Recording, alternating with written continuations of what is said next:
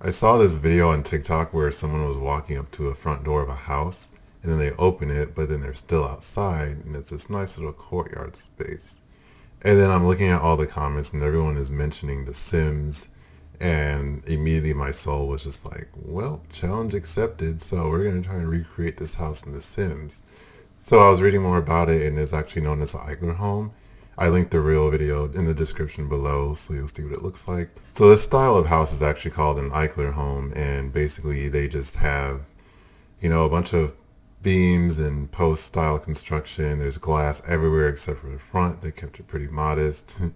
I'm assuming it's just so that's more private, so when people are driving by they don't look inside your whole entire house. But everywhere else there's floor to ceiling glass. You can't go wrong with that. And then just like what you would see in the real video, a lot of these houses have that cool courtyard space where you open your front door, you walk in, you're still outside, and then you walk into your actual house. For this home, I really liked the floor plan. It was really just, I feel like it was well thought out. It's like perfect. And everything is just sectioned off well, but it's still like an intimate space, I feel like. So on the left side of the house, which we're working on now, there are going to be 3 bedrooms.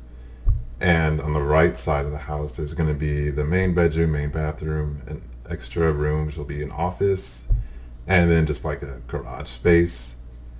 And then, of course, in the middle of the house will be the courtyard, which is my personal favorite spot of the home. And then in the middle and the other left side, you'll have the kitchen and all the living spaces. So that part will be all open concept. You'll see how that turns out later on. Now we're just adding the roof, and I'm so thankful that for this house, it's mostly a flat roof with 2 gable roofs. I was really relieved when I realized that, because my roofing is not a strong point of mine, and so to be able to have that kind of roof was very simple for me. But anyway, I love it when the house has a floor plan where when you walk in, you don't see everything right away. I love it when you're walking through, there's always a surprise. You're still seeing more. You're exploring so much more. There's just levels to it. So I love when that's the case. But anyway, we're putting some beams on because that's one of the main characteristics of an Eichler home that we were talking about earlier. It's all about those beam construction. You'll see them on the outside, on the inside. They are definitely something that makes the house very distinct. And another thing too is on the front of the house, you won't see any big windows usually. It's always going to be very small windows. And then in the front of the house where the door is going to go, I use the move objects cheat. And what I actually did is when I placed the windows, I probably put about 3 or 4 over it. So like, if that makes sense, when you're placing the windows, like you'll see here, I placed a few more windows over it, so it kind of gave it that glossy effect. So it's probably like 3 layers of windows, I would say. So like, it's a good hack if you ever want like a frosty look. Just use the move objects sheet and place a window after you place the other window. It's hard to explain it, but as you can probably see, that makes more sense. But anyway, the middle courtyard, which again is going to be my favorite part. I love that because it adds more sunlight. I love a house with a courtyard because you can add so much more windows to it. So that way, not only will you have windows in the back, but you can also have more windows that will surround it on 3 sides. That really makes a difference, as you'll see once the house comes more together. So now we're just kind of finishing up the roofing on this part. You'll see when I do the chimney texture later on too, I end up changing it to more of a white brick. I thought it just looked better, in my opinion. And so I'm just kind of mapping out where I want everything. That's going to be where the tree is going to go. That's going to be a main point of the courtyard. That's like the focus of it. It's just like having that really cool tree. But since we have the shell of the house kind of done, we're just kind of dressing things up a bit, adding some patterns, adding wall colors and exterior textures, and just, adding finishing touches to the courtyard. It'll just be a great space once you walk into it. So, also adding some trim to the roof. That's something that also made it very distinct, having like a pretty thick trim on the roof. It just really makes it pop and stand out. and gives it that distinctive Eichler home look.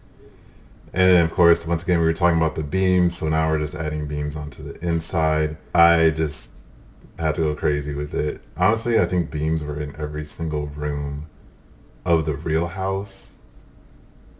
But for me, I pretty much just ended up doing beams in the main living room and in the main bedroom. But as you can see, they attach from the inside and go straight to the outside. I really love how that looks, and it turns out really well. Now we're adding some floors in here, so we're not stuck with just like concrete. We're adding some character on the inside now. And it's really good texture, adding some roof details on there. And then I went with this nice wood plank for the outside courtyard area. It really just has a clean look. And then there's the tree. That's what really, I was very excited to add that part in there because I'm just like, I feel like I could probably put nothing in this house, but if I just put that tree there, it would really make the courtyard shine. Of course, we're going to add more to it. So we're just adding some more basic landscaping. I kept landscaping pretty minimal. I think I'm still getting used to landscaping in The Sims 4, but I felt like it was very simple.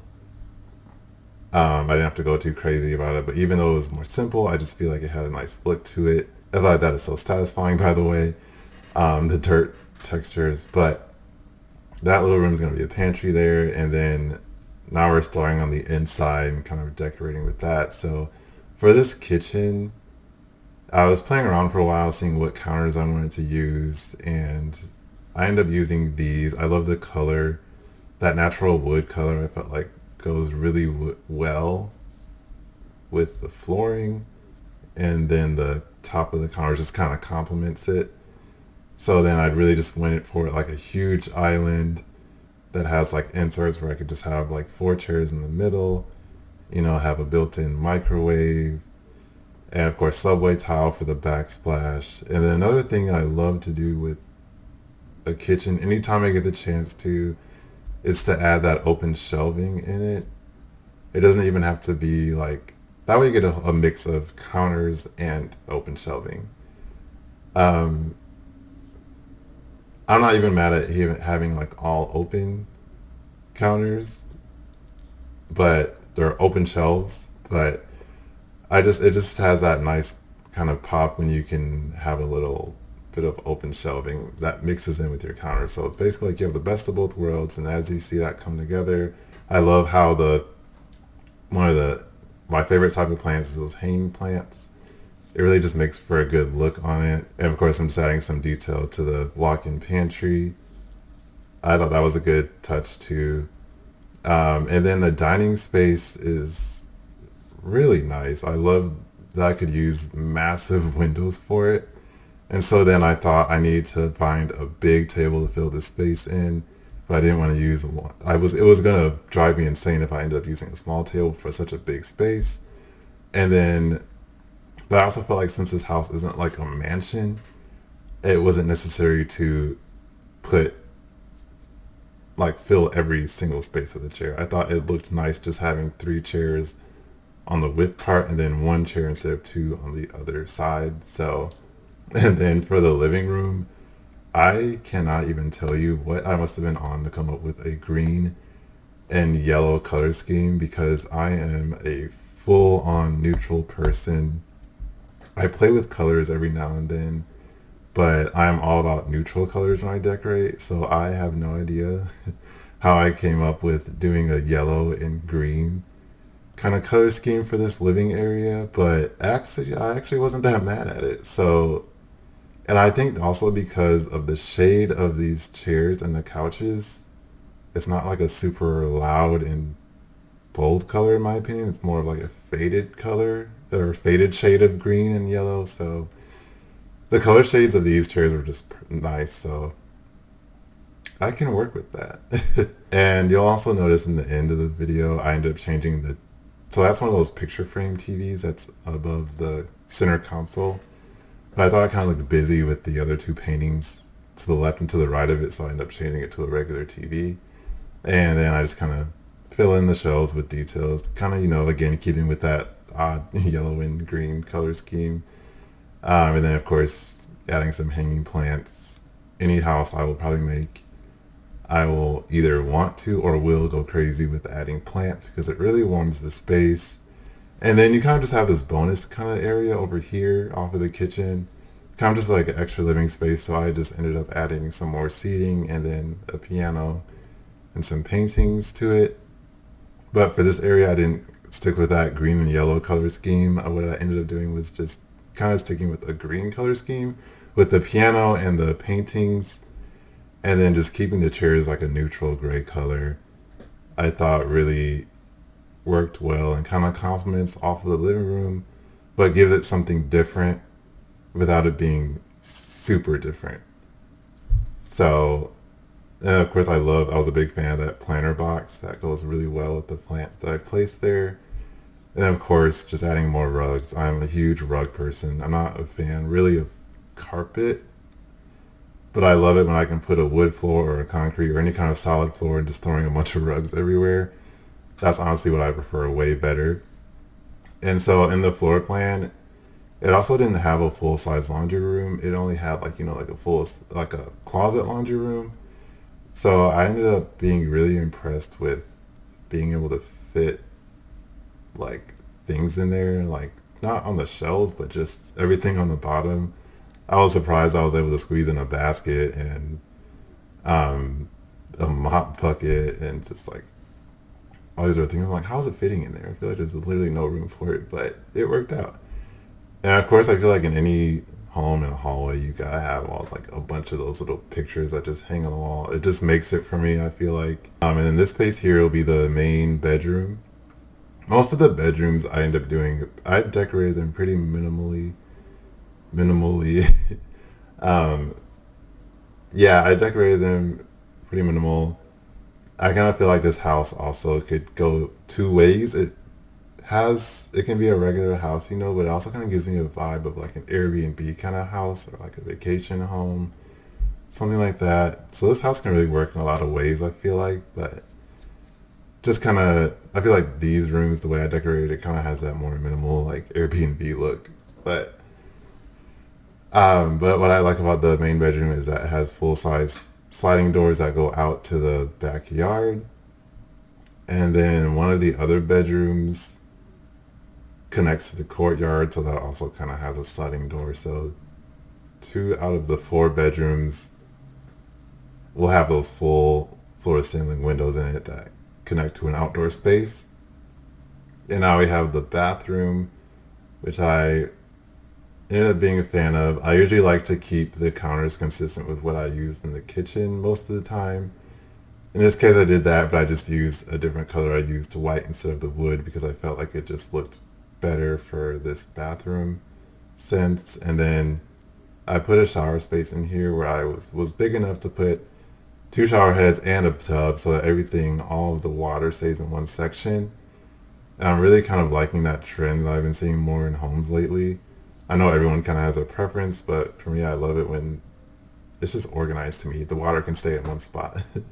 And then also in the real floor plan, there's an office room that is next to this room. And they have a door that connects from the bathroom into the little office room, if I'm not mistaken. But I decided to make this whole space a closet and then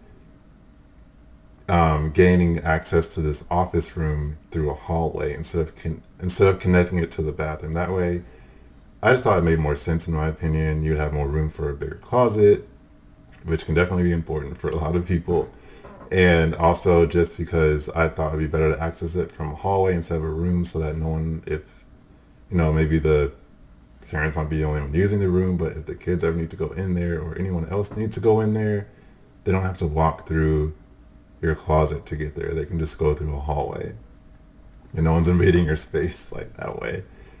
And then I was decorating one of these bedrooms and I thought to myself, I want to put a chair, and I used Tool Mod to rotate a random article of clothing to just have it sitting on a chair. So I'm just curious, comment below if you have that chair in your room that is just, its main purpose is to do nothing but collect your clothes that just end up sitting there for days, weeks, months. I'm not judging, but I feel like at one point everyone has to have that chair that just, just has a piece of clothing sitting on it for no reason because you just don't feel like hanging anything up.